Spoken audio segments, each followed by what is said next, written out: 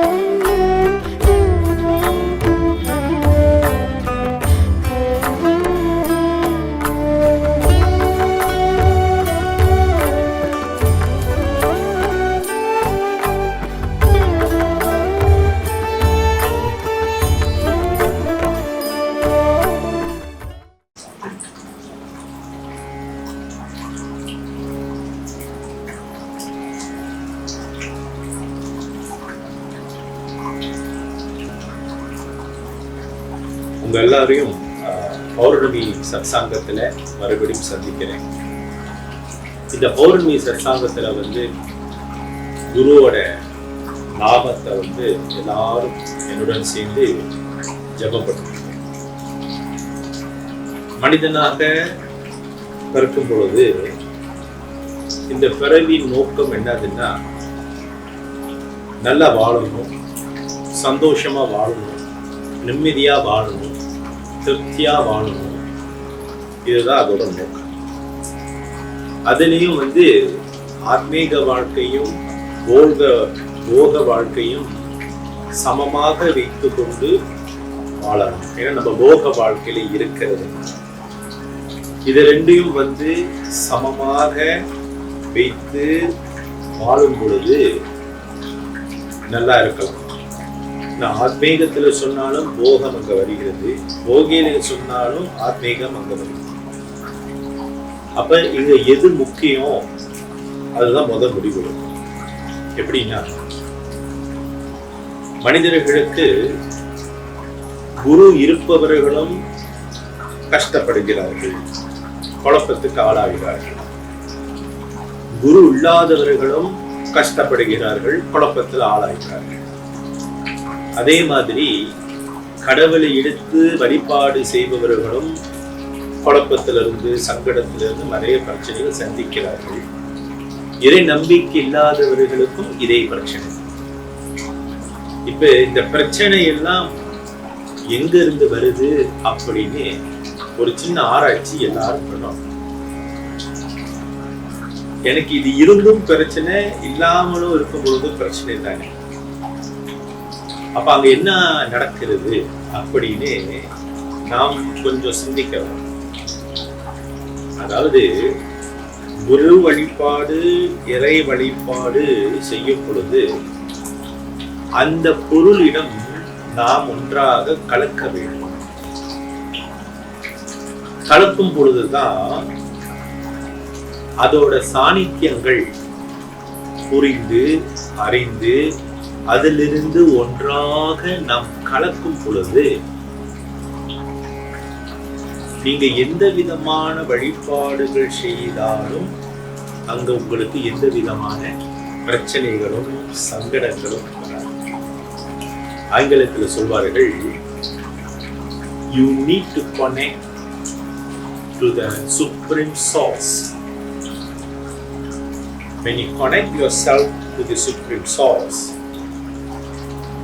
all kind of answer you will receive. அப்படிதான் நிறைய கேள்விகளுக்கு பதில். அப்படின்னா குரு இருப்பவர்கள் கஷ்டப்படுறாங்க, குழப்பத்துக்கு ஆள்றாங்க, சங்கடம் வருதுன்னா அவங்க குரு கூட அந்த கனெக்ஷன் அவங்களுக்கு சரியாக அவங்க உருவாக்கலைன்னா, அந்த கனெக்ஷனை உருவாக்கிறோம். அந்த கனெக்ஷன் வந்துருச்சு நினைச்சுக்கோங்களேன், உங்க குரு என்ன நினைக்கிறார் அதுதான் நீங்க நினைக்கிறீங்க. உங்க குரு என்ன செய்கிறார் அதுதான் நீங்க செய்வீங்க. உங்க குரு என்ன பேசுகிறார் அதுதான் நீங்களும் பேசுவீங்க. அதாக அப்படியே மாறிடும். அதே மாதிரிதான் கடவுள். இப்ப இங்க என்ன நடக்குது? குருவை பிரார்த்தனை பண்றோம், வழிபாடு பண்றோம், எல்லாமே செய்யணும். ஆனா காமம், குரோதம், லோபம், மோகம், மதம், மாற்றரணம், ஆணவம், கர்மா, மாய, மூட நம்பிக்கை, இந்த வேண்டாத எண்ணத்திலிருந்து செய்யும் பொழுது நீங்க ரொம்ப எட்டையாக இருக்கிறீங்க. இந்த எட்டையாக இருக்கும் பொழுது என்ன நடக்கும்? எந்த விதமான பலன் உங்களுக்கு கிடைக்காது. அப்ப நீங்க செய்யக்கூடிய அனைத்து சேவைகளோ அந்த வழிபாடுகளோ பேர், புகழ்ச்சிகளை பேசியாது. இது எப்பொழுதும் செஞ்சுக்கணும். அதே தான் இறை வழிபாடு. அப்ப இதுல இருந்து எப்படி உங்களை நீங்க சரிப்படுத்துறதுன்னா, ஆங்கிலத்துல சிம்பிளா ஒண்ணு சொல்லுவோம், connect yourself to the supreme soul அப்படின்னு சொல்லுவோம். அது ஒரு கனெக்ஷன் உருவாக்கும். சரி, இந்த கனெக்ஷனை எப்படி உருவாக்குறது அப்படின்னு கேட்கும்போது, பிரம்மச்சாரிகள், யோகிகள், சன்னியாசிகளுக்கு இந்த விடை தெரியும். ஆனா செலவுகளுக்குமே தெரியாம தான் இருக்கு. அதே பக்தர்களுக்கு செலவுகளுக்கு தெரியும், செலவுகளுக்கு தெரியாம. ரொம்ப ஆளுங்க நான் பிறந்தல இருந்து குருவை கூப்பிடுறேன், பிறந்தல இருந்து இறைவனை கூப்பிடுறேன், குழப்பம், சங்கடம், சந்தேகம், வேண்டாத எண்ணம், வேண்டாத புத்தி வருதுன்னா, you have not connect back to the source yet. என்ன நடக்கும்? செய்யறது எல்லாமே வேஸ்ட் ஆயிடும்.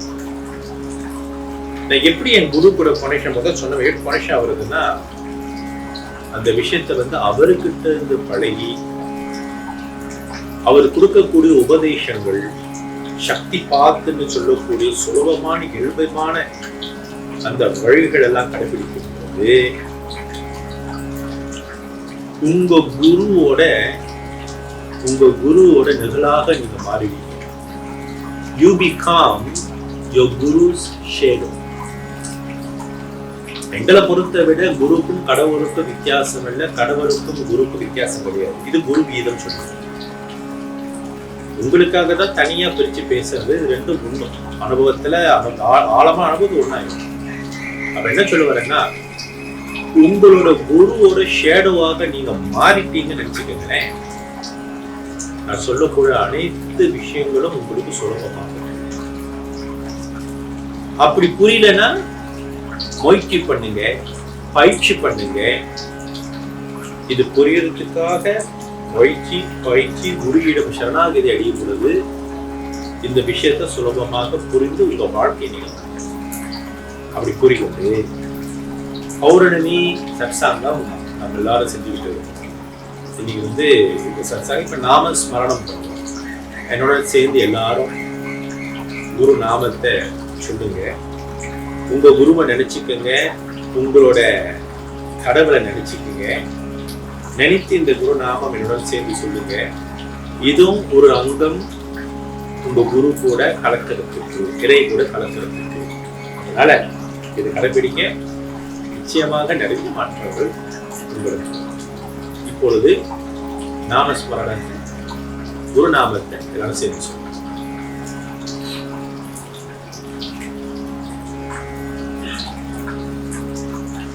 ஓம் நமோ பகவதே சத்குருநாதாய நமஹ. நமோ பகவதே சத்குருநாதாய நமஹ. ஓம் நமோ பகவதே சத்குருநாதாய நமஹ. ஓம் நமோ பகவதே சத்குருநாதாய நமஹ. ஓம் நமோ பகவதே சத்குருநாதாய நமஹ. ஓம் நமோ பகவதே சத்குருநாதாய நமஹ. ஓம் நமோ பகவதே சத்குருநாதாய நமஹ. ஓம் நமோ பகவதே சத்குருநாதாய நமஹ. ஓம் நமோ பகவதே சத்குருநாதாய நமஹ. ஓம் நமோ பகவதி சத்குருநாதாய நமः. ஓம் நமோ பகவதே சத்குருநாதாய நமः. ஓம் நமோ பகவதி சத்குருநாதாய நமः. ஓம் நமோ பகவதே சத்குருநாதாய நமः. ஓம் நமோ பகவதி சத்குருநாதாய நமः. ஓம் நமோ பகவதே சத்குருநாதாய நமः. ஓம் நமோ பகவதி சத்குருநாதாய நமः. ஓம் நமோ பகவதே சத்குருநாதாய நமः. ஓம் நமோ பகவதி சத்குருநாதாய நமः. ஓம் நமோ பகவதே சத்குருநாதாய நமः. ஓம் நமோ பகவதி சத்குருநாதாய நமः. ஓம் நமோ பகவதே சத்குருநாதாய நமः. ஓம் நமோ பகவதி சத்குருநாதாய நமः. ஓம் நமோ பகவதே சத்குருநாதாய நமः. ஓம் நமோ பகவதி சத்குருநாதாய நமः. ஓம் நமோ பகவதே சத்குருநாதாய நமः. ஓம் நமோ பகவதி சத்குருநாதாய நமः. ஓம் நமோ பகவதே சத்குருநாதாய நமः. ஓம் நமோ பகவதி சத்குருநாதாய நமः. ஓம் நமோ பகவதே சத்குருநாதாய நமः. ஓம் நமோ பகவதி சத்குருநாதாய நமः. ஓம் நமோ பகவதே சத்குருநாதாய நமः. ஓம் நமோ பகவதி சத்குருநாதாய நமः. ஓம் நமோ பகவதே சத்குருநாதாய நமः. ஓம் நமோ பகவதி சத்குருநாதாய நமः. ஓம் நமோ பகவதே சத்குருநாதாய நமः. ஓம் நமோ பகவதி சத்குருநாதாய நமः. ஓம் நமோ பகவதே சத்குருநாதாய நமः. ஓம் நமோ பகவதி சத்குருநாதாய நமः. ஓம் நமோ பகவதே சத்குருநாதாய நமः. ஓம் நமோ பகவதி சத்குருநாதாய நமः.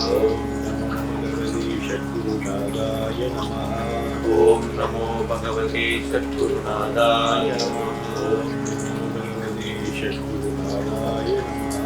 ஓம் நமோ பகவதி சத்குருநாதாய நமः. ஓம் நமோ பகவதி சத்குருநாதாய நமः. ஓம் நமோ பகவதி சத்குருநாதாய நமः. ஓம் நமோ பகவதி சத்குருநாதாய நமः. ஓம் நமோ பகவதி சத்குருநாதாய நமः. ஓம் நமோ பகவதி சத்குருநாதாய நமः. ஓம் நமோ பகவதி சத்குருநாதாய நமः. ஓம் நமோ பகவதி சத்குருநாதாய நமः. ஓம் நமோ பகவதி சத்குருநாதாய நமः. ஓம் நமோ பகவதி சத்குருநாதாய நமः. ஓம் நமோ பகவதி சத்குருநாதாய நமः. ஓம் நமோ பகவதி சத்குருநாதாய நமः. ஓம் நமோ பகவதி சத்குருநாதாய நமः. ஓம் நமோ பகவதி சத்குருநாதாய நமः. ஓம் நமோ பகவதி சத்குருநாதாய நமः.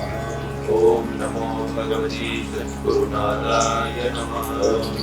பகவதி சத்குருநாதாய நமः. ஓம் நமோ பகவதி சத்குருநாதாய நமः ஓம் நமோ பகவதி சத்குருநாதாய நமः ஓம் நமோ பகவதி சத்குருநாதாய நமः ஓம் நமோ பகவதி சத்குருநாதாய நமः ஓம் நமோ பகவதி சத்குருநாதாய நமः ஓம் நமோ பகவதி சத்குருநாதாய நமः ஓம் நமோ பகவதி சத்குருநாதாய நமः ஓம் நமோ பகவதி சத்குருநாதாய நமः ஓம் நமோ பகவதி சத்குருநாதாய நமः ஓம் நமோ பகவதி சத்குருநாதாய நமः ஓம் நமோ பகவதி சத்குருநாதாய நமः